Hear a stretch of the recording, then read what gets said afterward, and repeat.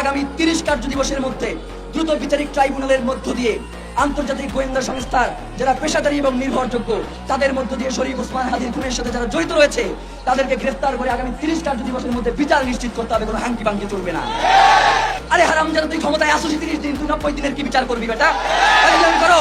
আমাদের এই কঠোর আন্দোলনের কারণে যদি সরকার বহিরা যায় তাহলে তো সরকার ঠিকই নাই, সে তো বহিরা যাওয়াই উচিত। সরকারের যদি এই সামান্য আমাদের এই বক্তব্যই যদি সহ্য না হয়, তারা যদি এই ছোট্ট অল্প পরিসরের মানুষগুলোকেই মনে করে তারা হুমকি, যেই মানুষগুলো বাংলাদেশের স্বাধীনতা সার্বভৌমত্বকে টিকিয়ে রাখতে চায় তাদেরকে যদি তারা হুমকি মনে করে, তাহলে আমরা মনে করছি যারা এখন সরকারে রয়েছে তারা বাংলাদেশের স্বাধীনতা সার্বভৌমত্বের শত্রু, তারা বাংলাদেশের ইনসাফ কায়েমের শত্রু, তারা বাংলাদেশের স্থিতিশীলতার শত্রু। সুতরাং আমরা ইনকিলাব মঞ্চ আপনাদেরকে জানিয়ে দিতে চাই, আমরা গতকালকে আপনাদের মাধ্যমে 3 দফা ঘোষণা করেছি। এখন পর্যন্ত আমাদের কাছে এর কোনো সুনির্দিষ্ট ব্যাখ্যা এসে উপস্থিত হয় নাই। 90 দিনের কথা বলা হয়। আরে হারামজাদা, তুই ক্ষমতায় আসো 30 দিন, তুই 90 দিনের কি বিচার করবি বেটা?